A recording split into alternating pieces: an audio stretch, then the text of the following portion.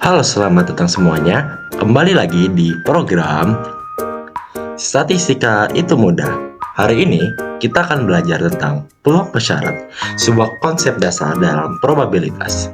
Tapi sangat penting nih, apalagi kalau kamu mau jago dalam soal-soal peluang, khususnya soal peluang dalam kehidupan sehari-hari. Tapi sebelum mulai, jangan lupa nih klik tombol like, komen, dan share ya, supaya semua orang tahu akan video ini. Oke, tanpa lama-lama, kita lanjut aja nih ke pembahasan materinya.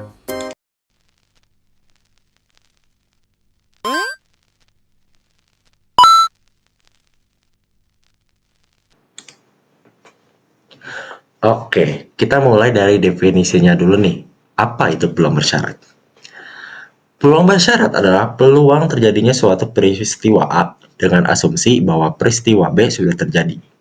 Artinya, kita tidak melihat semua kemungkinan yang akan terjadi, tetapi hanya kemungkinan-kemungkinan yang berkaitan dengan B.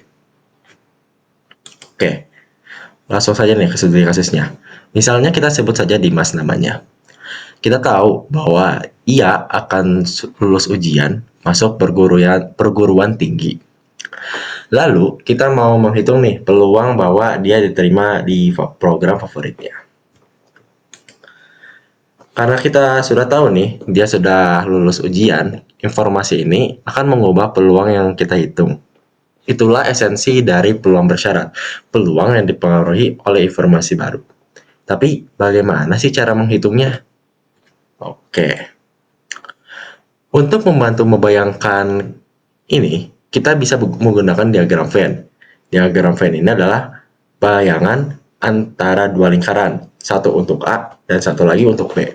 Titik temunya yang di tengah ini adalah tumpang tindih antara kejadian A dan B. Dalam peluang bersyarat, kita fokus saja pada bagian B-nya. Dan kita bertanya nih, dari semua yang terjadi di B, berapa yang bagian juga yang termasuk dari A? Nah, karena dari informasi atas yang tadi aku udah jelasin, peluang bersyarat itu rumusnya adalah peluang A bersyarat B sama dengan peluang A dan B per peluang B. Peluang A dan B di sini adalah kejadian A dan B apabila terjadi bersamaan.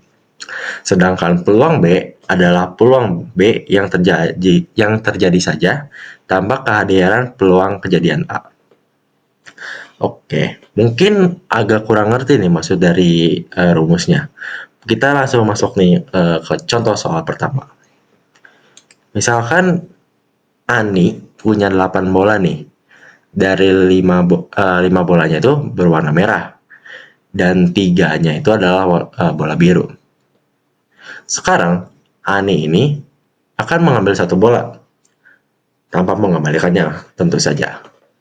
Nah, Ani ini ingin menghitung berapa peluang bahwa Ani ini pada percobaan kedua akan mendapatkan bola merah dengan syarat percobaan pertamanya telah mendapatkan bola merah juga. Oke, kita langsung masuk saja nih ke perhitungannya. Langkah yang pertama, kita hitung dulu peluang ambil bola merah pertama pada percobaan yang pertama. Karena masih ada 8 bola, belum diambil sama sekali, kita dapat notasikan saja. Misalnya peluang A ini adalah peluang ambil bola merah pertama dalam percobaan yang pertama. Karena terdapat 5 bola merah dengan totalnya adalah 8, kita bisa nyatakan bahwa peluang A itu adalah sama dengan 5/8. Jadi, peluang ambil bola merah pertama pada percobaan pertama adalah 5/8. Nah, karena sudah diambil satu nih, tersisa jadi 7 bola dong. Dan bola merahnya juga akan berkurang satu, jadi tersisa 4 bola merah. Maka, peluang mengambil bola merah pada percobaan kedua, kita notasikan saja menjadi peluang B. 4 di sini menyatakan jumlah dari bola merah itu sendiri. Karena sudah diambil satu, maka akan menjadi 4. Dan totalnya sendiri, karena bola merah yang satunya sudah diambil pada percobaan pertama, maka tersisa jadi 7. Jadi peluang B adalah 4/7. Ini adalah jawaban yang dimaksud dari soal tersebut. Jadi, peluang Ani mendapatkan bola merah pada percobaan kedua dengan cara percobaan pertama mendapatkan bola merah adalah 4/7. Kayaknya masih kurang deh. Coba kita masuk ke contoh soal lain. Oke, contoh lagi nih. Misalkan ada 40 siswa yang terdiri atas 25 laki-laki dan 15 perempuan. Yang dimana dari 25 laki-laki ini terdapat 7 orang yang suka matematika. Sedangkan dari 15 perempuan terdapat 3 orang yang suka matematika. Oke, terus soalnya ini yang bertanya, jadi berapa peluang bahwa siswa yang terpilih menyukai matematika, tetapi dengan syarat bahwa siswa tersebut adalah laki-laki? Oke, ayo kita pecahkan. Oke, kita tahu bahwa terdapat 25 laki-laki dari 40 orang, yang dimana 7 dari 25 orang tersebut menyukai matematika. Ini adalah informasi yang krusial untuk menjawab pertanyaan yang ditanyakan sebelumnya. Oke, karena jumlah laki-laki adalah 25 dan total antara laki-laki dan perempuan adalah 40, kita bisa menyatakan peluang laki-laki atau kita notasikan peluang L sebesar 25/40. 25 sendiri adalah total dari jumlah laki-laki dan 40 sendiri adalah total dari semuanya. Jadi kita bisa notasikan bahwa peluang L adalah 25/40. Oke.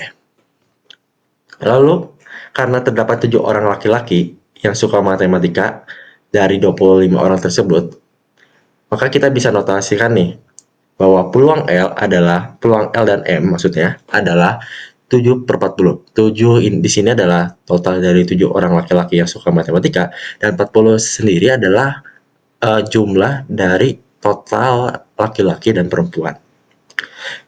Oke, kita substitusi saja informasi yang tadi telah diperoleh sebelumnya. Kita masukkan ke rumus. Peluang M bersyarat L adalah peluang M dan L per peluang L. Kita tahu bahwa peluang M dan L itu adalah 7/40 dan peluang L adalah 25/40. Karena penyebutnya sama, kita bisa coret 40 tersebut hingga hasilnya adalah 7/25.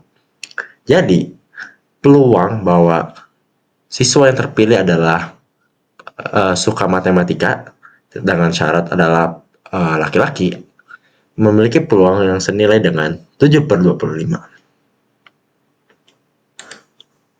Oke, kenapa kita harus perlu memahami peluang bersyarat ini? Karena di dunia nyata, jarang sekali keputusan diambil hanya berdasarkan satu informasi yang tunggal.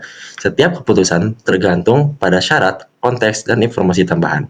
Contohnya, seorang dokter menentukan diagnosis berdasarkan gejala pasien, gejala sini adalah syarat, dan seorang pelatih sepak bola memiliki strategi berdasarkan kondisi lawan. Kondisi lawan di sini adalah syarat juga.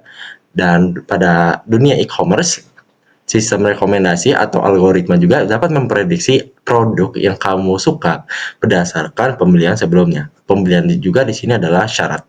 Jadi, peluang bersyarat itu akan membuat kamu berpikir lebih logis, kritis, dan membuat keputusan lebih baik. Oke, kita rangkum nih apa saja yang telah kita pelajari pada hari ini. Jadi, peluang bersyarat itu adalah peluang yang menghitung suatu kejadian dengan mempertimbangkan syarat bahwa kejadian yang lain sudah terjadi. Kita dapat merumuskan peluang A bersyarat B sama dengan adalah peluang A dan B per peluang B. Peluang A dan B di sini adalah peluang bahwa si A dan B itu terjadi bersamaan, dan peluang B ini adalah peluang bahwa B hanya terjadi ketika B terjadi. Contoh-contohnya yang ada di dunia nyata nih, dari pengambilan bola ya hingga perhitungan proporsi peluang siswa. Oke, semakin sering kita berlatih, semakin mudah dong kita menerapkannya dalam soal maupun dalam kehidupan sehari-hari. Oleh karena itu, Untuk memantapkan materi nih, coba kerjakan soal yang ada di depan nih. Kalau udah dapat jawabannya, biasa tulis nih jawabannya di kolom komentar.